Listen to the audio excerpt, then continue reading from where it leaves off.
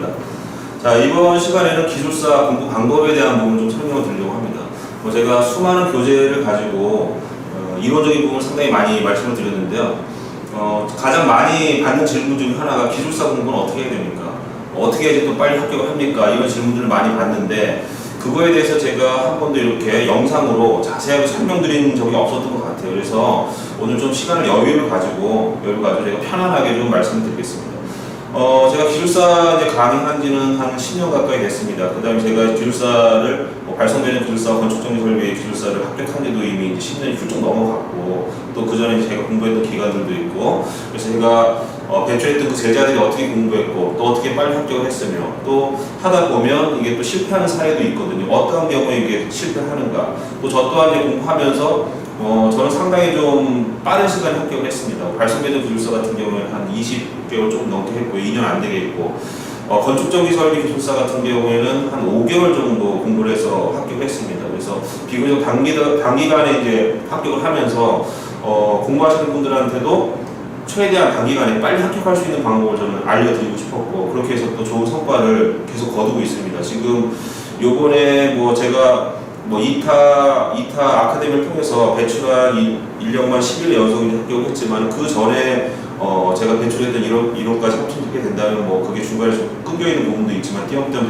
돼 있는 부분도 있지만 15회, 20회 이렇게 늘어나겠죠. 하지만 연속적으로 배출한 거는 최근 115회까지, 2018년도 115회까지 11번 연속 합격자를 배출했는데 그게 쉽지는 않습니다. 이 합격자를 배출한다는 게. 그런 비법에 대해서, 공부 비법에 대해서 제가 말씀을 드리는데, 제가 설명드리는 부분을 전체적으로 다 보시고 특별한 게 없는데 라고 하실 수도 있지만, 제가 핵심적인 부분, 공부의 어떤 효율성에 대한 부분을 제가 확실하게 말씀을 드릴 겁니다. 그래서 그 공부를 하실 때 가장 중요한 거는 교재들을 열심히 최대한 시간을 많이 투자해서 하는 것도 중요하지만, 그 성과를 거두는 게 중요한 거거든요. 그래서 효율성에 대한 부분, 어떻게 하면 공부를 효율적으로 공부할 것인가. 예를 들어서 내가 시간을 10시간을 투자하면 10시간을 투자해서 합격하는 분들이 있는 반면에 10,000시간, 20,000시간을 투자해서 합격을 못하는 분도 있지 않습니까? 그건 효율성의 부분이거든요. 그래서 이 공부는 방향, 효율성에 대한 부분을 명확하게 잘 잡고 가야 빨리 끝나는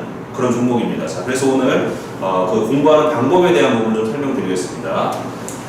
우선 이제 건축정비 설비 기술사를 먼저 설명을 드리고요. 발송되는 기술사는 똑같은 맥락입니다. 세부적인 사항들은 각각의 그 공부하는 과목들이 틀리기 때문에 그런 부분들을 제가 세부적인 이론을 통해서, 아니면 우리 대학에 지금 제가 기술사 과정을 개설해놨습니다. 그래서 그 과정을 통해서 제가 계속해서 지속적으로 트레이닝을 시키고 같이 또 공부를 하고 있습니다. 자, 그래서 전체적인 흐름에 대한 공부하는 기법에 대한 부분은 건축정비 설비 기술사를 중심으로 해서 가고요. 발송되는 기술사도 동일한 형태로 방향을 잡는다고 보시면 될 것 같습니다.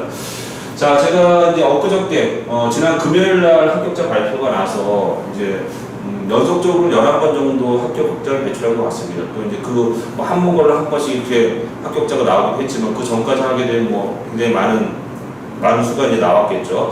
자, 그렇게 합격을 하는데 어떠한 부분에 중점을 둬서 공부했으면, 또 단기간에 합격한 사람들이 어떠한 그 방향성을 가지고 공부했는가, 그 방향성에 대한 부분을 제가 설명을 드리고요. 그 다음에 차후에 제가 각 교과목들에 대한 그 특성들도 제가 시간을 내서 또 영상을 통해 또 자료를 제공해 드리려고 합니다. 오늘은 이제 공부 방법에 대한 부분을 제가 좀 말씀을 드리겠습니다. 자, 건축정비 설비 기술사나 발송매도 기술사나 동일합니다. 공부하는 방법은. 제가 봤을 때는 이 공부하는 방법이 한 5가지 정도의 단계로 이루어져 있다고 보고 있습니다. 자, 첫 번째는 뭐냐, 이 단계를 잘 기억하시고 이대로 이제 가시는 게 가장 좋다라고 좀 보고 있습니다. 자, 첫 번째 단계는 뭐냐면요, 바로 우리가 어떤 교재를 사서 학원을 등록해서 공부하기보다는요, 그 기출문제를 좀 먼저 분석을 해야 됩니다.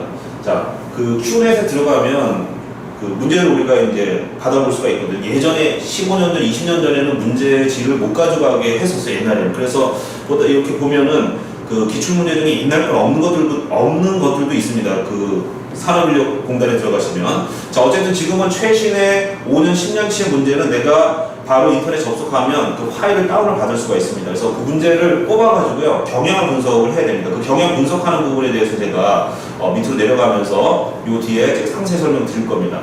자, 그 다음에 이 출제 경향을 분석하면요, 문제가 굉장히 광범위한 부분에서 나온단 말이에요. 그런데 그 광범위한 부분, 엄청나게 많은 부분을 우리가 다 공부해야 되느냐? 그건 아니죠. 자, 어떻게 공부하느냐? 출제 경향을 분석해보면요, 지속적으로 반복적으로 나오는 부분이 있고요. 그 다음에 주기적으로 나오는 부분이 있고, 어떤 부분은 뜨문뜨문 나오는 부분이 있고, 어떤 부분은 한 번 나오고 안 나오는 문제들이 있어요. 그러면 확률적으로 봤을 때 아주 자주 나오는 부분에 시간을 많이 투자하고, 주기적으로 나오는 부분에 우리가 어느 정도 시간을 투자하고, 지나가는 문제는 우리가 건드리면 안 됩니다. 자, 기술사는요, 현재 31문제가 출제가 됩니다. 자, 이 중에서 우리가 22문제를 풀게끔 돼 있거든요. 그러니까 전체 문제 중에서 70%만 선택하면 되기 때문에 굳이 우리가 나온 기출문제 전체 다에 대한 부분을 우리가 준비할 필요가 없다. 또 신경영의 문제는 과거에 안 나왔던 문제도 나오는 부분이 있거든요. 그러면 그런 부분까지 예측해서 가게 되면요, 공부하는 범위가 굉장히 넓어집니다. 그래서 출제 경향을 분석하면 어느 정도 나오는 부분과 나오지 않아야 되는 부분, 그 다음에 내가 에너지와 힘을 집중해야 되는 부분과 그냥 지나쳐야 되는 부분이 정해지는 거죠. 자, 그래서 공부의 범위를 선정합니다. 자, 그러면 어느 정도 방향이 선정이 되는 거죠. 그러면 거기에 그 공부의 방향이 선정이 되면요, 자주 나오는 문제와 관련된 어떤 내용들, 아이템들이 고르게 들어가 있는 교재들이 있을 겁니다. 그러면 그 교재들을 우리가 쭉 한번 도서관이나 이런 데 가셔서 한번 보셔야 돼요. 아니면 주변에 공부하시는 분들한테 추천을 받으셔도 되고요. 그 다음에 추천을 받는 것도 중요하지만 내가 직접 눈으로 한번 확인해 봐야 됩니다. 그래서 추천하는 그 도서들을 쭉 이제 보고요. 그걸 다 구매하실 필요는 없고 도서관에 가면은 그 책들이 있습니다. 그럼 그 책들을 쭉 보면서 내가 분석을 해봤더니 뭐 변압기 용량 산정, 뭐 병렬 운전, 뭐 발전기 뭐 있는데 이런 부분들이 어느 책에 나와 있더라고 하면요, 그 내용들이 여러 가지 교재 중에 중복된 부분도 있고 또 어떤 부분은 잘 되어 있는 부분도 있고 어떤 책들은 어떤 부분은 또 부족한 부분이 있습니다. 그러면 여러 가지 교재 중에서 내가 볼만한 교재를 선정합니다. 그래서 공부의 범위, 학습 범위를 선정하죠. 자, 그 다음에 이거 선정하게 되면요, 그 다음에 내가 어떻게 공부할 것인가? 이 공부 방법이란 뭐냐면요, 예를 들어서 내가 학원을 갈지, 아니면 인터넷 강의를 들을지, 아니면 스터디 그룹을 결성해서 우리가 몇 명이 모이셔서 같이 과제를 주고받고, 아니면 서로 토론식으로, 아니면 서로 어떤 내용을 잘하는 부분이 강의 형태를 간다든지 나눠서 역할 분담해서 이런 스터디 그룹을 만들 건지, 아니면 독학을 할 건지에 대한 부분을 내가 결정을 내려야 됩니다. 그래서 내가 여건이 안 된다라고 독학을 하다가 인터넷 강의 듣다가 학원을 다니다가 이렇게 하실 수도 있는 거고, 나 능력이 된다라고 하면 독학을 하셔도 됩니다. 저 같은 경우는요, 학원은 거의 다니진 않았습니다. 그 발성배정 기술사 공부할 때 한 11개월 정도, 한 10개월 정도 학원을 다닌 것 같고요. 그 이후에 스타일을 통해서 발성배정 기술사를 합격을 했습니다. 그 다음에 건축정비설비 기술사는 사실 뭐 스타디도 이용하지 않았고요, 학원도 이용하지 않았고 그냥 저 독학으로 해서 5개월 정도 공부해서 합격을 했는데, 공부하는 방식은 여러 가지라는 거죠. 그런데 제가 지금까지 여러 가지 어떤 인터넷 강의라든지 아니면 학원을 통해서라든지 아니면 스타디를 통해서 합격자 계속해서 배출을 해드렸거든요. 그거는 뭐냐면 기술서적은요, 전기공학을 전공하고 대학을 나오고 자격증, 산업기사나 아니면 기사를 따신 분들은요, 혼자서 이렇게 차분히 보시면 다 이해하십니다. 이해하시고 혼자서 충분히 볼 수가 있어요. 그런데 저한테 지도를 받는 이유는 뭐냐면, 공부하는 어떤 방법이라든지 보다 더 빠르게 가는 방법들, 뭐가 필요하고 뭐가 필요하지 않고를 본인이 혼자서 검토하고 결정을 내리는 데는 많은 시간이 걸리지만, 저를 통해서 저와 같이 간다고 하면 제가 그 시간을 단축을 시켜주고 에너지 소비를 줄여드리는 거죠. 그래서 혼자 하는 것보다는 공부 기간을 단축시켜드리는 역할을 한다고 보시면 됩니다. 그래서 저는 여기서 뭐 학원을 다니셔야 된다, 아니면 인터넷 강의를 들으셔야 된다, 아니면 스타일을 해야 된다, 아니면 독학을 해야 된다, 뭐 이런 것들을 강조하지 않습니다. 본인의 스타일에 맞춰서 어떠한 방식이든지 간에 시도를 해보시고 내가 좀 부족하다라고 하면 그때 인터넷 강의를 들으실 수도 있는 거고요. 아니면 스타디 그룹을 결성해서 스타디를 통해서 학습하실 수도 있는 거고, 또 그걸 통해서 하다 보면 내가 좀 부족하니까 좀 비용이나 시간을 투자해서 학원을 갈 필요가 있다라고 하면 학원에 가서 도움을 받으셔도 됩니다.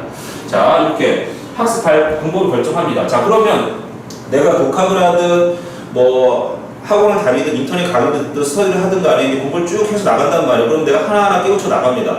자, 그러면 내가 공부하는 분량이 건축전기 기술사나 발전기능 기술사는 어쨌든 간에 뭐 기사 수준보다는 양이 상당히 많잖아요. 학위로 따지면 박사학위급 이상이 되는 어떤 자격증이고 전문 라이센스고, 그 다음에 막강한 어떤 설계 권한이라든지 뭐 기술사의 어떤 그런 사인이 없으면 뭐가 성과금을 납품할 수 없다든지 감리를 할 수 없다든지 법적으로 어떤 권한을 준 거 아닙니까? 자, 그렇기 때문에 상당히 많은 또 3시간 부분을 공부해야 되는데, 그러면 내가 전체적인 부분을 다 공부했는데 그걸 다 어떻게 공부할 것이냐. 자, 마지막 단계에서는요, 전체적인 어떤 틀을 내가 빠르게 학습을 했다라고 하면 범위하고, 그 다음에 그 내용에 대한 개략적인 거, 내가 외우지 못하고 설명하지 못하더라도, 이런 것들이 있다라는 것은 내가 이제 파악을 했단 말이에요. 그러면 처음부터 그걸 다 외울 것이냐? 그렇게 하면 안 됩니다. 자, 문제를 잘 분석을 해보면요, 핵심 키워드라고 제가 여기서 선정을 해놨는데, 핵심적인 요소, 핵심적인 키워드, 혹은 핵심적인 아이템들이 건축전기에서는 한 200에서 한 250가지 정도의 아이템들이 있습니다. 걔네들에 대한 부분을 내가 이해를 하고 관련된 그림이나 공식이나 정의나 장단점들을 암기하고요. 걔네들 가지고 융합을 쓰게 되면 거의 건축전기 설비 기술사는 끝난다고 보고 있고요. 발송배정 기술사는 건축전기보다 조금 범위가 좁습니다. 좁은 대신 약간 깊이 있게 들어가거든요. 그래서 그 핵심 키워드의 항목이 건축전기보다 조금 작습니다. 건축전기 한 75에서 한 60% 정도 수준이 됩니다. 그래서 150개에서 한 200개 정도의 핵심 키워드를 가지고 응용을 할 수 있으면 되거든요. 자, 그런데 처음부터 150개, 200개 이런 것들을 다 선정해서 가기도 많단 말이에요. 그래서 중심이 되는 중요한 부분에 이 과제를 처음에 한 100개 정도 선정을 해서 내가 서브노트도 만들어보고 암기도 해보고 모의고사를 봅니다. 그 다음에 이제 실전 고사를 보는 거죠. 그렇게 해서 한 번에 합격하는 경우도 있지만, 뭐 기술사 시험을 한 번에 보는다라는 건 사실 좀 굉장히 좀 특이한, 아주 드문 경우고요. 뭐 2번, 3번 이렇게 이제 보거든요. 그럼 한 번 보고 나서 내가 봤더니 이게 좀 부족하다라고 하면 그 다음 시험에 한 50개 정도 추가해서 외웁니다. 자, 그 다음에 또 이제 그 다음에 지금 시험이 우리가 3개월마다 한 번씩 있거든요. 2월, 5월, 8월에 있습니다. 그러면 그 다음 시험 준비할 때는 또 한 50개 정도 보완해서 한 200개 정도 아이템을 만듭니다. 그러면 이 정도는 충분해요. 자, 걔를 가지고 시험을 보고 모의고사를 보고요. 자, 이렇게 하다 보면은 예를 들어서 요번에 나왔던 문제, 예를 들어서 115회, 요번에 이제 지난번에 115회 합격자 발표가 났잖아요. 그 115회 문제를 시험을 보면요, 거기에 31문제가 출제가 됐단 말이에요. 그러면 지금 출제된 문제는요, 그 다음에 바로 똑같이 출제가 안 됩니다. 그러면 그 30개를 빼고 그 유사 분야에 예를 들어 건축전기를 한다, 혹은 발송배정을 한다라고 하면 유사 분야에 발송배정, 건축전기, 전기안전, 전기응용이 있지 않습니까? 그럼 거기 문제를 분석해보면 건축전기에 나올 만한 문제들이 있어요. 그럼 걔네들을 나온 거 빼고 그 다음에 안 나왔던 거, 나올 만한 문제들 거기다 탑재를 합니다. 자, 이렇게 해서 200개의 그 문제를 맞춰가지고 계속 하다 보면요, 이게 1년에서 2년 정도 하다 보면 내가 지난번에 했던 거 빠지고 요번에 들어오고 항상 200개를 가져가지만, 뭐 들어가고 나가고 하는 문제가 있기 때문에 내가 알고 있는 문제 한 250개 정도의 어떤 키워드, 핵심 키워드를 가지고 가게 됩니다. 자, 그러면 이제 그런 것들에 대한 기본적인 내용을 공부하고, 그 다음에 얘네들을 조합해서 또 다른 어떤 응용된 문제에 또 대응을 할 수가 있는 거거든요. 그래서 제가 150, 200이라고 써놓은 거는 문제 핵심 키워드의 수량입니다. 첫 번째는 50개, 100개, 그 다음 3개월 동안에 50개 추가하고요. 또 그 다음 3개월 동안에 또 50개 추가하고 한 200개 정도의 핵심 키워드를 가지고 가서 그거에 대해서 어떤 내용을 내가 알고 있고 또 어떤 내용을 모르고 있는가 계속해서 생각하시고, 모르고 있는 내용은 더 보완하시고요. 그 다음에 알고 있는 내용은 더 다지시고, 그 다음에 다른 내용과 융합해서 응용할 수 있는 능력을 키우시고, 이러한 단계를 반복해서 가시게 되면 이 시험은 빨리 끝납니다. 자, 이렇게 되면 제가 왜 이렇게 큰 틀을 잡아드렸냐면요, 이러한 틀을 잡아드리게 되면 내가 가는 직선, 목적지까지 가는 직선 도로를 내가 뚫는다고 보시면 됩니다. 이게 선정이 안 돼 있으면요, 내가 목적지는 여기인데 이렇게 빙빙 돌아서 갈 수가 있어요. 자, 그런데 이 기술사라는 과정을 가는데 상당히 많은 에너지와 시간과 돈과 여러 가지가 투입이 됩니다. 그래서 이게 시간이 길어지면요, 상당히 힘들어집니다. 그래서 직선, 내가 가고자 하는 어떤 코스를 명확하게 먼저 분석을 하고 공부를 시작하시는 게 훨씬 더 효과적이고 훨씬 더 빨리 취득할 수가 있다. 자, 그럼 전체적인 그 공부 방법에 대해서 말씀드렸고요. 이 단계별로 이제 어떻게 가는지에 대한 부분을 제가 지금까지 공부했던 거, 그 다음에 지금까지 강의하면서 합격자를 배출했던 거, 그런 요소들을 제가 하나하나씩 설명을 좀 드리겠습니다. 자, 1단계 출제 경향을 파악한다. 어떻게 할 것이냐. 자, 출제 경향을 파악할 때 그냥 문제를 쭉 뽑아서 그냥 보는 게 아니라는 얘기예요. 물론 이제 문제를 먼저 뽑아서 보고요. 걔네들은 어느 정도 다듬어줘야 돼요. 자, 다듬는 과정을 제가 말씀을 드리겠습니다. 자, 이제 산업인력공단에 가면 큐넷을 접속하시면요, 거기 자료실에 기술사 기출문제라고 쭉 있습니다. 그럼 건축전기, 뭐 발송배정, 전기안전, 전기응용 쭉 있거든요. 그러면 한 5년에서 7년 정도 문제만 분석하면요, 걔네들이 이제 그 흐름이 있거든요. 트렌드가 있기 때문에 걔를 파악을 하시면 요번에 이제 나올 게 이제 뭐가 어느 정도 나올 거라는 게 눈에 보입니다. 뭐 10년 전, 15년 전 건 필요 없고요. 한 5년에서 많이 가면 10년치까지는 안 가도 됩니다. 사실은 한 5년 정도, 5년에서 6년 정도까지만 분석하시면 그 예전 것들은 이제 유행이 지나갔고요. 또 나왔던 문제가 반복이 되기 때문에 너무 많은 문제를 뽑을 필요는 없습니다. 자, 5년치라고 하면은 한 150회 5년치라고 하면요. 한 회에 30문제가 나오고 1년에 3번 시험 보니까 1년에 한 93문제 이렇게 되거든요. 그러면 5년이라고 하면 5 곱하기 90 하면 이제 450 정도 되잖아요. 근데 중복된 문제가 있기 때문에 걔를 이제 세세 따져보면 한 300개, 만원 300개, 한 250개 정도 아이템이 되고요. 그 다음에 거기서 이제 지나가는 문제는 한 번 나오면 막 10년 만에 한 번 나오는 문제도 있고 아예 안 나오는 문제도 있거든요. 그런 것들이 한 20% 정도 됩니다. 20% 정도. 걔를 빼버리게 되면 한 200에서 한 230개 정도, 그 정도, 230, 40개 정도 아이템이 된다고 보시면 될 것 같습니다. 자, 그래서 이 문제를 이렇게 뽑고요. 글씨가 잘 안 보이지만 공간에 들어가면 있습니다. 뽑아서 얘네들 어떻게 하냐면요. 어떤 거는 그 대분류, 대목차순으로 얘네들을 분류를 해줘야 돼. 예를 들어서 뭐 수전 방식, 변압 기용량, 실내성, 뭐 비상용 발전기, 무정전, 뭐 전원 공급장치, 콘덴서, 차단기, 뭐 이런 항목들이 있거든요. 얘네들을 자세히 분석을 하면 한 90여 가지의 이런 큰 항목들이 있습니다. 이런 것들은 제가 뭐 계속해서 이제 현장에서 강의하는 내용들인데 워낙 양이 많다 보니까 지금 제가 다 띄워드릴 수는 없는데 여기서 지금 한 18가지 정도를 띄워드렸는데 이렇게 큰 분류 한 많으면 한 100가지 정도? 100가지 항목이 됩니다. 100가지 항목, 90에서 한 100가지 항목 정도를 분류하고요. 그 다음에 기출문제 5년에서 한 6년치 정도를 요 항목 세 항목별로 쫙 나눠서 이제 얘를 분류해줘야 돼요. 그 작업을 하셔야 됩니다. 그래서 이런 것들을 이제 혼자서 하기는 힘드니까 주변에 이제 좋은 학원들이 많이 있잖아요. 이제 유명한 기술사님들, 그분들이 또 오랫동안 강의를 많이 하셨고, 또 노하우가 나름대로 있습니다. 그래서 그분들한테 도움을 받으시면, 그분들이 정리했던 그런 자료들을 제공해 드릴 거야, 아마. 그러면 공부하는 기간들이 상당히 단축이 되는 거죠. 내가 하려면 이게 문제 분석하고 타이핑하고 뭐하고 또 이거 세 분류로 내가 몇 가지 항목이 있는지를 또 알기가 또 어려울 수도 있어요. 이게 이제 전체적인 큰 틀을 먼저 본 사람은 이게 100가지 항목 이렇게 분류해야 된다라고 이제 할 수가 있지만은 처음 공부하시는 분들은 그걸 분류한다라는 게 쉽지가 않거든요. 그런 것들을 이제 도움을 좀 받으시면 좋을 수도 있습니다. 자, 그래서 이렇게 분류하시고 그 다음에 이게 제가 엑셀 파일로 이제 만들어 놓은 건데요. 예를 들어서 잘 안 보이시겠지만 수전 방식이라고 해서 여기와 관련된 문제가 몇 개가 있는지 쭉 분석합니다. 그래서 제가 한 15년치를 분석해 봤더니 수전 방식과 관련된 문제가 29개 문제가 나왔더라. 그 다음에 그 밑에 변압 용량 산정이다. 그 11문제가 나왔더라. 라고 이제 분석을 제 나름대로 했습니다. 그 다음에 그 문제를 상중하로 나눠서 이게 우리가 일반적으로 많이 다루는 문제다. 그냥 요거는 뭔 내용인지 무슨 내용인지 우리가 알고 있는데 답안에 논술할 정도는 아니지만 내가 그 얘기를 하면 이게 뭐다라는 걸 알 정도다. 이게 중, 상, 중, 하 그 정도 레벨이 되는 거고 그 다음에 어떤 문제는 이거는 진짜 모르겠다. 그 다음에 자료가 어디 있는지도 내가 못 찾겠다. 이런 것들이 상에 해당이 되거든요. 그 다음에 건축전기 관련해서 꼭 건축전기 문제만 나오는 게 아니라 유사 분야 문제도 나옵니다. 예를 들어서 통신이라든지 소방이라든지 건축이라든지 이런 것들이 나오는데 우리가 전기도 이 분량이 많은데 과연 그런 부분까지 공부를 해야 되는가. 또 그런 것들이 나온다라고 하면 유사 분야가 나온다라고 하면 얼마나 자주 나오는가. 자주 나오지 않고 관련성이 별로 없다. 그 다음에 다른 것들과 응용할 어떤 그 소지가 없다라고 하면 그런 것들을 배제하는 거죠.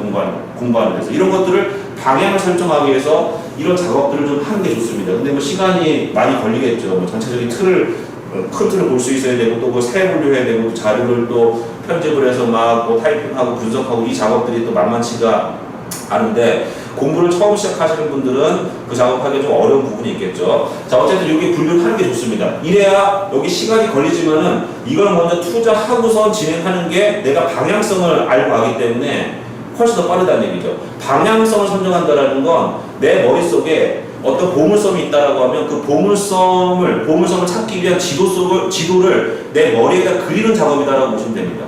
그러니까 지도가 있어야지 내가 보물 찾아가는 거. 지도가 없는데 막 헤매면 보물은 여기 묻혀 있는데 찾을 수가 없는 거죠. 기술사 공부가 그렇다는 얘기예요. 시간이 많이 걸리더라도 이 지도를 먼저 작성하십니다. 자, 이렇게 이제 쭉 세 분류하고 얘네들이 양이 많으니까 이 문제에 해당되는 키워드들이 있어요. 그래서 5개형과 옥내형의 수변 설비에 대한 부분을 비교 설명하시면 키워드는 옥내형과 5개형의 수변 설비가 되는 거 아닙니까? 그 다음에 변전실의 전력계통 구성, 그 다음에 2단 변압계 강압 방식, 2단 강압 방식과 뭐 1단 강압 방식, 그 다음에 수련전 설계 단순 요소들 키워드만 뽑아내요.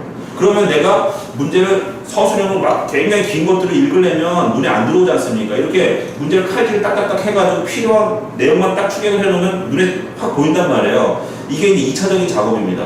자, 이렇게 해놓고 이렇게 쭉 제가 정리한 겁니다. 예를 들어 지난번에 제가 생방송 세미나를 통해서 지금 이제 키워드를 잡는 그런 연습, 키워드, 핵심 키워드를 뽑아서 공부하는 범위를 막 이만큼인데 제가 이렇게 압축하는 그런 이제 그 생방송 세미나를 하고 있고요. 그걸 한 1년 정도 예상을 하고 있습니다. 그래서 제가 한 달에 2번씩 그 방향을 잡아드리고 이론적인 부분은 뭐 많이 있으니까 방향을 잡아드리는 건 또 그게 어쨌든 간에 별도 시간 내서 제가 정리를 해드려야 되거든요. 그 작업을 하면서 제가 정리했던 자료인데 뭐 이렇게 다 잘라버리고 조사나 이런 거 다 잘라버리고 핵심적인 어떤 그런 내용만 정리합니다. 자, 그러면 수전 방식에 대해서 한 15년 동안 제가 29개 정도의 문제가 나왔다고 말씀드렸잖아요. 쭉 다 정리해요. 이렇게 쫙 정리하고요. 딱 정리하면 이 내용도 굉장히 많잖아요. 딱 정리를 하면요. 거기서 반복해서 나오는 키워드들을 정리하면 요러한 형태로 바뀐다는 얘기죠. 요러한 형태. 아까 그 수전 방식에 대한 그 내용만 아주 작은 글씨, 제가 보통 엑셀로 짤 때 글씨체를 한 7에서 8 정도 굉장히 작은 글씨체로 가거든요. 크기로. 그걸 정리했을 때 한 3페이지 정도 나온단 말이에요. 그거를 축약을 했더니 하나, 둘, 셋, 넷, 다섯, 여섯, 일곱, 여덟, 아홉, 10개의 단어로 정리가 됐다는 얘기죠. 그러면 이런 과정을 거쳐서 얘를 뽑아냅니다. 뽑아내서 자, 수전 방식 뭐가 있느냐, 종류가 뭐가 있느냐, 예를 들어서 1회선, 2회선, 스포트 네트워크 수전, 그 다음에 2회선 수전 방식의 동일 변전소, 다른 변전소, 얘네들의 특징이 뭐냐, 그 다음 우리가 설계시 고려사항이 뭐냐, 장단점이 뭐냐, 내가 이거 알고 있느냐, 그림 알고 있느냐, 그 다음에 거기서 수전 방식 여러 가지가 있는데 예를 들어서 스포트 네트워크만 얘만 뽑아서 낸다고 하면 내가 답안지를 제대로 쓸 수 있느냐, 또 스포트 네트워크와 관련된 보호회전, 뭐 차전압 투입, 역전력 차단, 뭐 그런 것들 있잖아. 차전압 투입, 무전압 투입, 역전력 차단 뭐 이런 것들이 있거든요. 그 다음에 보호회전에 대한 어떤 그런 보호 협조 방식에 대한 부분이 있습니다. 이런 것들 내가 알고 있느냐, 그 내용이 어디 나와 있느냐. 또 나와 있다고 하더라도 A라는 서적과 B라는 서적과 C라는 서적이 있는데 이 중에서 똑같은 스포트 네트워크 관련된 문제가 있는데 A라는 형태의 그 내용을 쓰는 것과 B 교재에 나와 있는 내용을 쓰는 것과 얘네들을 딱 비교 분석해 봤더니 얘가 훨씬 더 밀도 있고 훨씬 더 깊이가 있고 뭔가 기술적인 부분이 뭔가 기술력이 있는 것처럼 보인단 말이에요. 그러면 A, B, C 교재 중에서 C에 있는 교재의 내용을 따다가 가져오는 거고, 그 다음에 그렇죠. 그 다음에 장단점이다. 그럼 장단점이 A, B, C가 있는데 B에 있는 책에서 그 내용이 잘 되어 있다. 그 B에 있는 내용을 따라오는 거죠. 이렇게 큰 틀을 보면요, 내가 뭘 알고 있다, 내가 뭘 모르고 있다가 한눈에 보이잖아요. 얘네들 쭉 정리하게 되면요, A4지 3분할 해가지고요, 한 페이지면 이게 다 들어갑니다. 그러면 아침, 저녁으로 내가 이 항목들을 쭉 보면서 내가 뭘 알고 있고, 내가 뭘 모르고 있고, 이 내용은 어디 있는지를 찾아야 되는 거죠. 아시겠죠? 그러면 공부하는 범위가 확 줄어듭니다. 그 다음에 책을 봐도, 이거 내가 기술사에 활용하는 부분, 내가 활용하지 않는 부분, 이거 멋있고 화려하지만은 기술사에는 아무 필요가 없는 계륵과 같은 존재다. 아니면 얘는 굉장히 중요한 그림이다. 이거 넣으면 상당히 높은 점수가 나오겠다. 그 다음에 어떤 문장들 쭉 나오면 야, 이 부분은 내가 생각하지 못했던 부분인데 현장 실무에서 이런 부분까지 우리가 보고 있구나. 야, 이런 부분들을 답안지에 실으면 내가 확실히 높은 점수를 받을 수 있겠다. 이런 것들이 눈에 보입니다. 버려야 될 것과 가져가야 될 것들이 구분이 되는 거죠. 이런 것들이 없으면 내가 이만큼의 짐을 가져가야 되는데, 이런 방향성이 설정이 되면 이만큼의 짐 중에서 다 떼어내고 내가 요만큼만 딱 가져가면 요만큼만, 그러면 훨씬 더 부담이 적고 빨리 갈 수가 있다는 얘기죠. 자, 이렇게 정리합니다. 변환기 운영도 마찬가지예요. 제가 이 부분도 이 문제들을 쭉 11가지 문제를 쭉 정리해봤더니 이렇게 아까 그 문장이 긴 거를 추격을 해도 이렇게 길단 말이에요. 얘네들을 다시 추격을 해봤더니 핵심적인 키워드가 7개로 요약이 된다는 얘기죠. 퍼센트 임피던스랑 변환기 운영인데 퍼센트 임피던스랑 무슨 상관이 있는가? 자, 그걸 모른다고 하면요, 그걸 계속 생각하셔가지고 무슨 관계성이 있는지 내가 찾아내야 됩니다. 찾아내는 과정이 공부하는 과정이고, 생각을 많이 하면 할수록 답안지 쓰실 때 풍성해집니다. 그렇다고 생각만 한다고 해서 써지는 건 아니에요. 생각을 많이 하시고 쓰는 훈련 많이 하셔야 돼요. 특히 모의고사 형태로 해서 내가 백지를 놓고 아무것도 없는 상태에서 이런 것들을 쓰는 훈련 많이 하시면 이게 많이 되고 내가 생각이 많아지면 자연스럽게 이렇게 쭉 나옵니다. 답안이. 자, 이런 것들 최대 효율 조건, 변압 용량 산정 방식, 과거 운전, 수용률, 구동률, 부하율, 뭐 적용치 문제점, 용량 산정 고려사 이렇게 각각의 아이템들이 있고요. 그다음에 얘네들이 또 융합이 돼요. 융합에 대해서 얘네들 섞어서 쓰는 문제가 나오고 얘네들을 각각에 대한 그 내용들을 명확하게 알고 그림을 알고 장단점을 알고 그 다음에 기술적 검토사항이라든지 이런 것들을 알고요. 알게 되면 예를 들어 퍼센트 임피던스 전압이라는 것이 문제가 얘만 나오더라도 변압 용량 산정을 여기다 집어넣을 수도 있어요. 그 다음에 변압 용량 산정 방법에 대한 문제가 나왔을 때 퍼센트 임피던스 이로 들어가는 거고요. 최대 효율 운전 조건도 이 안으로 들어갈 수 있고요. 과거 운전 조건도 들어가고 그 다음에 수용률, 구동률, 부하율도 들어가고 뭐 다 들어가는 겁니다. 그 얘네들에 대한 내용만 알고 있으면 얘네들을 융합하고 믹스하고 개별적으로 띄어서 쓸 수도 있고 여러 가지 형태들이 내가 많은 것들을 자유자재로 구사할 수가 있다는 얘기죠. 이렇게 공부를 하게 되면 기술사 시험에 상당히 빨리 합격할 수가 있어요. 그래서 이 기술사 공부란 당연히 열심히 하셔야 되지만 열심히 하는 것도 중요하지만 잘하는 게 중요해요. 잘하는 거.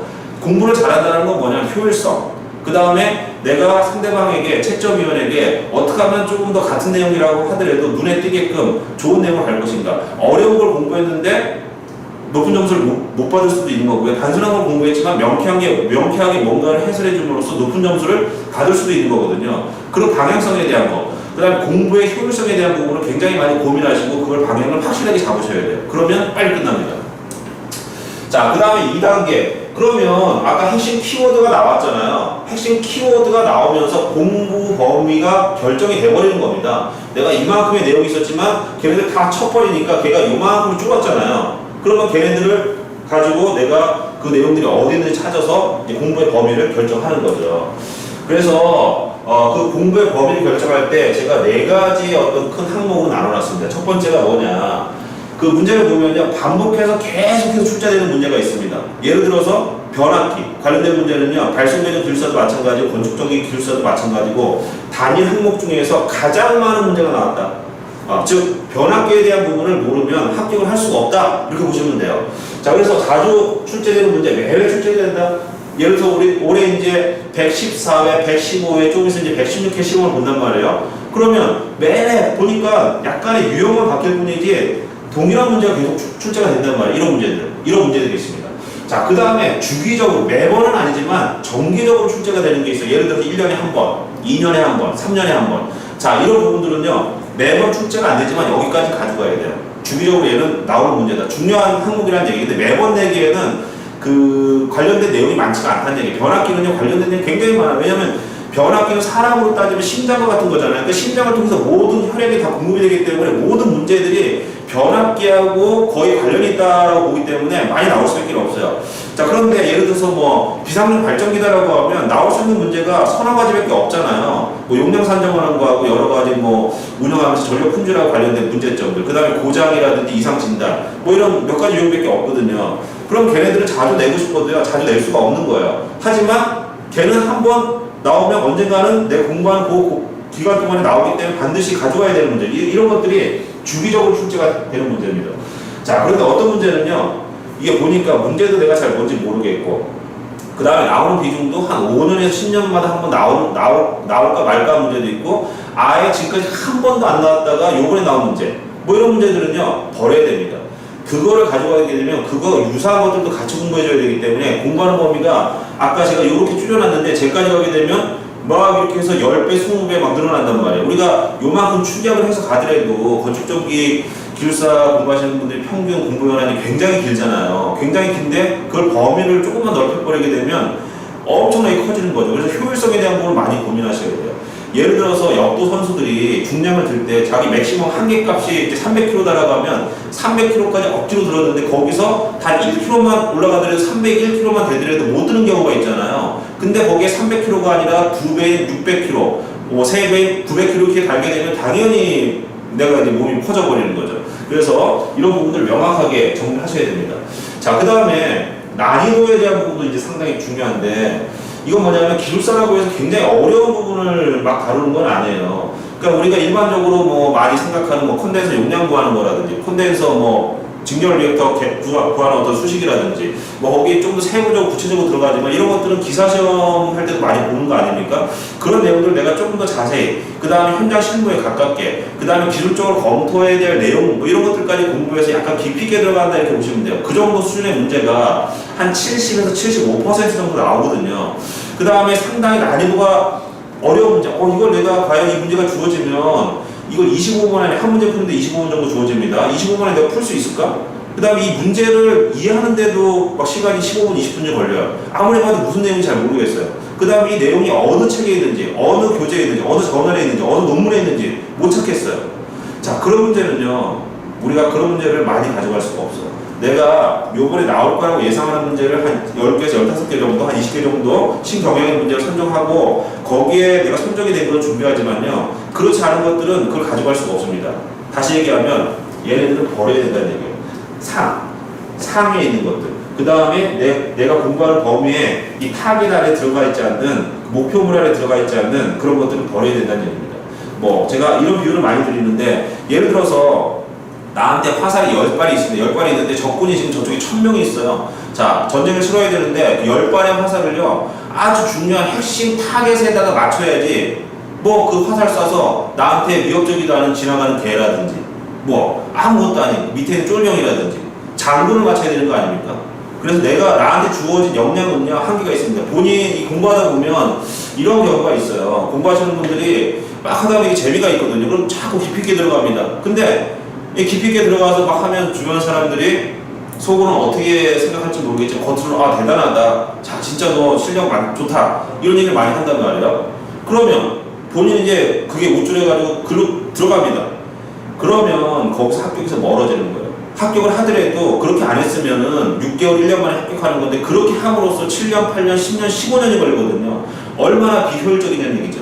버립니다. 그래서 그런 부분들은 제가 뭐 이 시간 안에 다 말씀을 드릴 수는 없지만은 뭐 어쨌든 현장에서 강의하면서 그다음에 온라인에서 강의하면서 제가 그런 부분들 항상 말씀을 드려요. 이런 것들은 뭐 좋긴 하지만 기술사 다른 데는 그렇게 도움이 안 됩니다. 이거 말고 여기에 쓰는 에너지를 자주 나오는 부분에 쏟으십시오라고 항상 제가 방향을 잡아드려요. 이렇게. 자, 그래서 제가 말씀드렸죠. 잊어버리시면 안 됩니다. 자, 우리가 공부해야 되는 거는 출제 비중이 높은 분야, 주기적으로 출제되는 분야, 그 다음에 난이도가 상중하라고 하면 중하까지만 봅니다. 자, 그거를 제가 분석한 자료를 통해서 보여드리겠습니다. 자, 얘네들을 이제 분석하게 되면, 이거 잘 안 보시면 이게 이제 저런 설비 쭉 있어요. 자, 여기 이제 세부 항목들을 쭉 분류해가지고 여기서 몇 퍼센트나 나왔는지 분류하면 그래프로 이렇게 나옵니다. 자, 그러면 뭐 전원 설비, 배전 설비, 조명 설비, 동력 설비, 전력 품질, 방제 설비, 그 다음에 접지 설비, 반송 설비, 신재생 에너지, 보호계정, 기초이론, 기타, 신경량, 배사분재, 법규 이렇게 나눠놨단 말이에요. 자, 그러면 이걸 보시면 어느 쪽에 지금 표시가 많이 되어 있는지 눈에 딱 보이잖아요. 자, 여기 보면 전원 설비가 엄청 지금 뭐가 많이 칠해져 있죠. 여기서 많이 나온다는 얘기예요. 그 다음에 운반 설비나 이런 것들 많이 안 나오잖아요. 이런 것들. 그러면 기초이론이나 이런 거 많이 안 나온단 말이에요. 뭐 많이 나와야 한 문제, 많이 나오면 두 문제 나온단 말이에요. 그러면 그 에너지를요, 나오는 비중에 맞춰서 내가 시간을 분할해야 돼요. 예를 들어서 내가 가지고 있는 시간이 100시간이다. 자, 그런데 전원 설비에서 50%의 문제가 나온다고 하면 50시간 여기다 써야 됩니다. 자, 그런데 여기서 기초이론을 내가 확실히 알아야 된다. 근데 기초이론이 3%만 나왔어요. 그럼 시간은 몇 시간을 투자해야 됩니까? 3시간을 투자하라는 얘기예요. 그게 내가 가지고 있는 능력에서 내 능력을 극대화시킬 수 있는 최선의 방법이다. 효율성을 높일 수 있는 방법이다. 이렇게 보시면 됩니다. 자, 그래서 이런 것들이 아까 뭐 1년치만 분석했지만 2년 집계본, 그 다음에 이게 뭐 15년치도 있어요. 15년치가 너무 복잡하니까 패턴은 비슷해요. 아까 뭐 이게 수로만 늘어나지 덩어리는 비슷하잖아요. 비슷한 패턴으로 가기 때문에. 자, 그 다음에 난이도도요. 보시면 보통 정도의 난이도, 중하 정도의 난이도에서 지금 몇 퍼센트가 나오냐면 87%가 나왔습니다. 자, 근데 우리는 31문제 중에 몇 문제를 풉니까? 22문제, 71%만 풀면 되거든요. 그럼 난이도도 엄청나게 어렵다든지 아니면 우리 분야가 아닌 타 분야의 문제라든지 이런 것도 손댈 필요가 없는 거죠. 이거 공부 안 해도 합격하는데 이것까지 공부하게 된다. 자, 내가 잘 익숙한 분야는요, 잘합니다. 예를 들어서 야구 선수는요, 야구를 잘합니다. 근데 야구 선수가 같은 공을 가지고 한다고 해서 테니스 치라고 테니스가 잘 안 됩니다. 근데 그 테니스를요, 프로 선수 수준까지 치려면요, 내가 야구를 했던 것만큼의 노력에 수십 배를 해도 프로 테니스 선수가 될 수가 없어요. 그거 마찬가지거든요. 얘네들이 분량이 작지만 이 부분을 키우려면 여기 들어가는 시간의 몇 배를 투자해서 키워야 되는데 그렇다고 이 문제가 많이 나오는 것도 아닙니다. 자, 여기 에너지를 투자하게 되면 얘네들은 당연히 줄겠죠. 내가 한번 공부했다고 해서 그게 잊어버리지 않고 계속 가져가는 게 아니라 관리를 계속 해줘야 되는 거예요. 잊어버리지 않게끔 다듬어서 계속 가야 되는데 얘네들이 신경 쓰면 얘네들은 떨어지게 돼 있거든요. 그러니까 안 되는 거예요. 자, 이렇게 경영 분석을 하면 수험 범위를 우리가 확실히 정할 수가 있습니다. 자, 이렇게 해서 정리합니다. 자, 이렇게 정리가 됐어요. 그러면 내가 뭐를 공부해야 되겠다. 어떤 문제가 자주 나온다라는 걸 이제 확인했어요. 자, 그러면 이러한 내용들이 잘 나와 있는 교재들을 쭉 훑어보면, 이거는 여기, 뭐, 변압기 용량은 이거, 전력 품질은 요거, 고조파는 요거, 쭉쭉쭉 책이 보인단 말이에요. 그러니까 어떤 한 권의 책에 이게 다 잘 되어 있는 책은 없어요. 여러 가지 이제 기술 서적들을 보시고요. 그 다음에 시중에 이제 그 기술사 해설서들이 좋은 책들이 많이 있습니다. 뭐, 건축정비설비 0000 건축정비설비 기술사 해설, 뭐 제가 쓴 책도 있습니다. 그 다음에 뭐 여러 교수님들, 그 다음에 다른 기술사님들께서 주옥 같은 책들을 많이 써놓으셨어요. 근데 그거는 그것만 봐서는 합격할 수가 없어요. 그거는 이제 주변에 배경으로 깔려있는 여러 가지 그 중심이 되는 내용들을 이제 다 좀 칼질하고 기술사에 맞춰서 이렇게 추격을 시켜서 압축을 시켜놓은 거거든요. 그 압축을 시켜놓은 것만 하게 되면 그것만 딱 보이기 때문에 그 하부에 있는 내용을 우리가 파악을 할 수가 없습니다. 그래서 그런 해설서들은 좋긴 하지만 그거는 내가 서브노트를 만들고 방향을 잡는데 참고 정도로 보셔야 돼요. 제가 쓴 책도 마찬가지입니다. 뭐 저는 제 책 얘기는 잘 안 합니다. 어쨌든 그런 정도로 보시고요. 그 다음에 그 책보다 내가 조금 더 잘 써야 되겠다. 내가 조금 더 보완해. 왜냐하면 그 시중에 나와 있는 책들을 이미 많은 분들이 봅니다. 자, 그런데 건축전기는요, 지금 500명, 600명, 700명 이렇게 시험 보는데 그 중에서 통상적으로 평균 한 10명 정도 합격이 되는 거거든요. 그럼 그 책을 다 보는데 내가 그 10명 안에 들려면 그거보다는 수준이 높아야 되겠죠. 그래서 그 학습 도구를 내가 어디서 나온다라는 걸 공부의 범위가 선정이 됐으면 그 내용들이 잘 나와 있는 서적들 한번 쭉 보셔야 돼요. 뭐 이 서적에 대한 부분도 제가 나중에 분석을 해서 이제 시간이 되면 그거를 좀 설명을 드리고 그런 영상을 찍어서 좀 이제 설명을 드리려고 하고 있습니다. 자, 그래서 아까 제가 정리해드린 그런 핵심 키워드를 뽑으셔가지고요. 그 핵심 키워드들이 고르게 들어가 있는 거, 내가 그 핵심 키워드를 공부하는데 이해하는데 부족함이 없는 그런 것들을 이제 보완해 줄 수 있는 서적들을 이제 쭉 선정하셔야 돼요. 자, 그 다음에 뭐 이제 이 교재를 선정하는데 자, 어떤 교재들은 이게 너무 깊이가 얕을 수도 있고요. 어떤 교재들은 너무 깊이가 있는데 과연 내가 이렇게 복잡한 수식까지 답안지에 써야 되는가? 안 써도 합격할 것 같은데 뭐 이런 것들. 그 다음에 이런 것들이 이제 적정한 교재를 선정하셔야 됩니다. 예를 들어서 뭐 기술사를 준비하시는데 물론 논문 자료도 간혹 쓰이긴 하지만 논문은 읽기도 굉장히 어려워요, 문구가. 그 다음에 거기 들어가 있는 여러 가지 이 수치 해석이라든지 이런 것들이 상당히 복잡하고 그걸 내가 이해해서 외워서 쓰기에는 좀 부적합한 부분들이 많아요. 그래서 필요한 것만 몇 개만 좀 샘플로 보시고 이런 방향성을 잡기가 힘들 때는요. 아까 제가 말씀드렸던 0000 기술사 해설서 뭐 이런 책들이 많이 나와 있어요. 굉장히 많습니다. 거기에 그 책을 쓰시는데 그 저자분들이 상당히 이제 많이 심혈을 기울여서 쓰신 거거든요. 그러면 그런 것들 보면서 이 정도 수준이구나. 그러면 내가 이거보다 조금 깊이 있게 가려면 한 책에 나와 있는 내용 깊이가 이만큼이지만 난 한 요만큼만 필요하니까 이것만 가져가자. 아니면 중간 과정은 답안지 쓸 필요가 없고 내가 결과 수준만 필요하면 이것만 가져가자. 뭐 이렇게 정리하시면 되는 거예요. 자, 이렇게. 자, 그럼 교재 선정 방법에 대해서도 제가 말씀을 드렸죠. 이렇게 갑니다. 자, 그래서 핵심 키워드를 설명하는 교재들이 뭐가 있느냐. 뭐 예를 들어서 이제 저희 출판사에 가시면 출판사가 아니라 서점에 가시면 뭐 교보문고나 이런 데 가시면 뭐 전원설계 관련된 책들이 쭉 있단 말이에요. 될 수 있으면 아무래도 이제 기술사 시험이기 때문에 기술사 분들이 쓰신 책이 좋겠죠. 그분들이 그 기술사 입장에서 책을 쓰셨기 때문에. 그래서 될 수 있으면 이제 기술사분들이 쓰신 책이 좋습니다. 그래서 뭐 기술사 관련 도서, 전원설계 관련 도서들, 조명설비, 접지설비, 전력품질, 뭐 기타 등등의 책들이 쭉 있어요.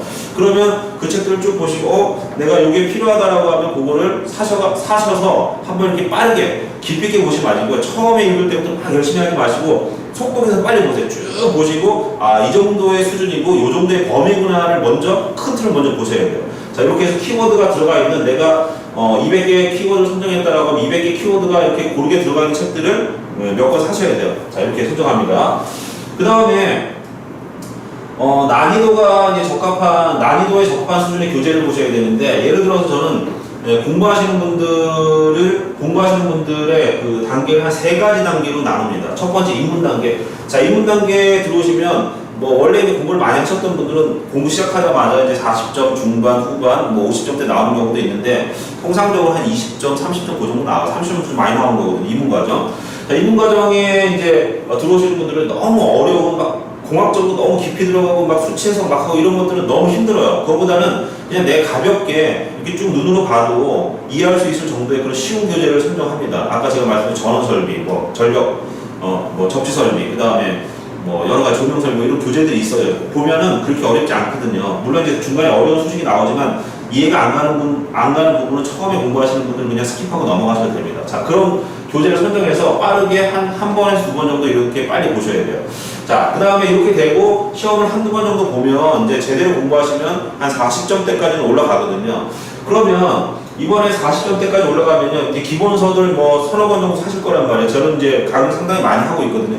그거는 여러 가지 한 서너 권 정도의 교재를 가지고 강의하는 그런 목적이 있는데 여기서 또 그런 말씀 좀 드리기는 좀 그렇고요. 어쨌든 서너 권 정도, 7, 8권, 뭐, 4, 5권 정도 교재서 쭉 기본서를 보시면 걔네들은 문제 형태로 되어 있는 게 아니라 그냥 기술 서적이에요. 아니면 어떤 전공 서적 뭐 이런 느낌이 전공 서적이거든요. 어떤 세부적으로 기술적인 부분을 차분하게 풀어서 설명한 부분인데 기술사 다반은 그런 어떤 전공 서적이나 이런 형태가 아니고 서론, 본론, 결론 어떤 또 딱 각이 나와줘야 되잖아요. 그러면 내가 어떠한 형태, 어떤 폼, 어떤 스타일로 맞춰줄 것인가라고 하는 것은 아까 제가 말씀드렸던 기술사 해설서들을 보고서 그 틀을 좀 방향을 잡으셔야 돼요. 가장 좋은 거는 그 주변에 이제 기술사분들이 있다든지 아니면 이제 같이 공부하시는 분들이 있다든지 앞에 선배가 있다든지 하면 그분들한테 코치를 좀 받는 게 가장 좋겠죠. 서적은 아무래도 그 서술로 이제 설명하는 건 한계가 있지 않습니까? 이게 왜 나왔는지 저자분이 직접 만나서 설명을 해드릴 수는 없으니까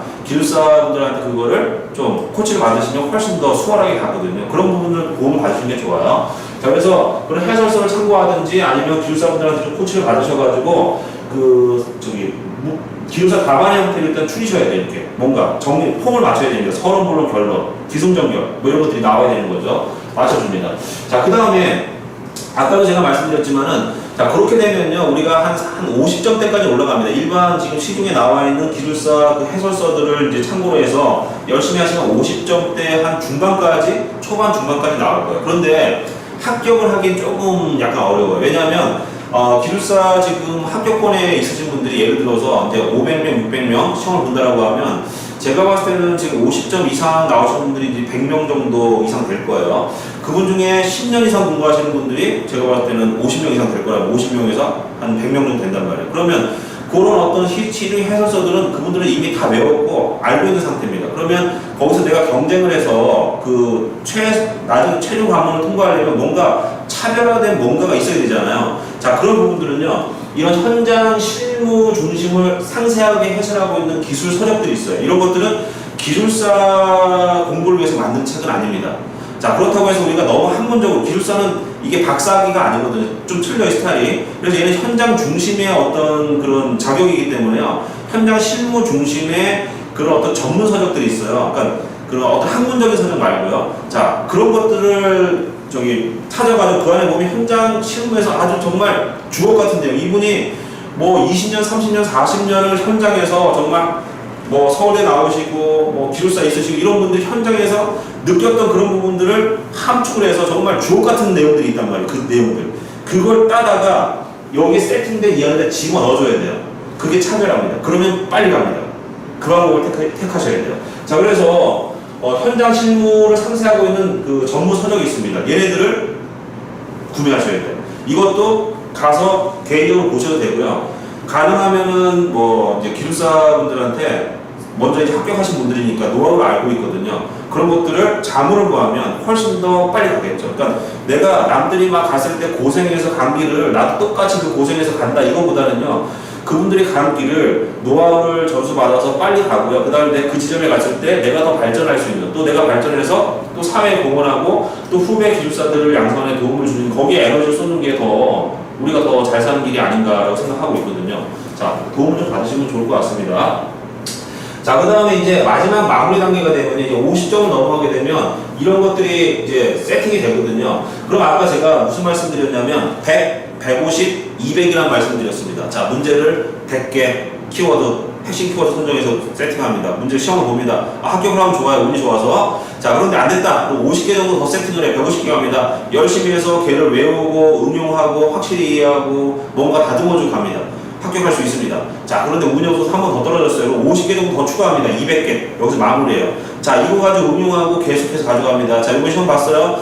내가 세팅한 200개의 문제에서 20개가 나왔을 때 뺍니다. 그 다음에 주변의 문제를 쭉 분석해보니까 20, 30개의 신경영의 신규 문제 나올 만한 게 거기 전기하는 전기응용 발생되는 건축전기 설비 기술사 있어요. 그래서 추가합니다. 200개 채워요. 또 갑니다. 합격하면 좋습니다. 안 됐어요? 또 바꿔요. 자, 그러면 내가 200개만 가져가지만 나중에 되면 이게 250개, 300개 정도 되면서 거기서 돌아가면서 계속 나오거든요. 걔네들을 응용하는 거, 조합하는 거, 이런 형태를 간단 말이에요. 이걸 반복하면서 모의고사 보시고, 자, 그 다음에 떨어졌을 때 내가 왜 안 됐는지 내 스스로 분석을 합니다. 자, 그런데 나는요, 내 얼굴을 볼 수가 없잖아요. 거울을 통해서 보는 거, 카메라를 통해서 보는 건 내 얼굴이 아니지 않습니까? 나를 정확하게 보는 건 내 옆 사람이거든요.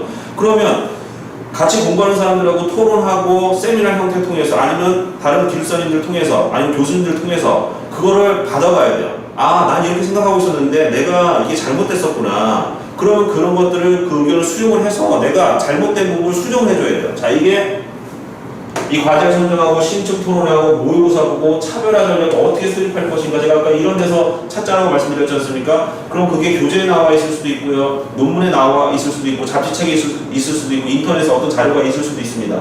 자, 그런데 그게 검증이 안 된 부분도 있어요. 그러면 누군가에게 검증을 받아야 돼요. 자, 이걸 써도 괜찮겠습니까? 내가 판단이 쓰는 과정 판단이 안 쓸 때는 반드시 물어보는 게 좋습니다.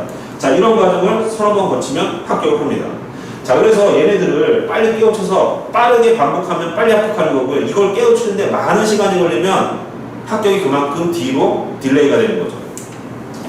자, 그래서 이제 그렇게 이제 방향을 설정해서 갑니다. 가는데 요것도 그 중간에 낀 거지만 자, 이렇게 간단 말이에요. 가는 건 정해졌어요. 자, 그러면 이렇게 갈 때 공부 방법을 어떻게 할 것인가? 공부 방법이란 뭐냐? 아까 제가 초반에 말씀을 드렸지만은 내가 학원을 다닐 건지, 인터넷 강의를 들을 건지, 스터디 그룹을 결성을 해서 스터디를 할 건지, 아니면 이런 여건이 안 되니까 난 혼자 공부하겠다.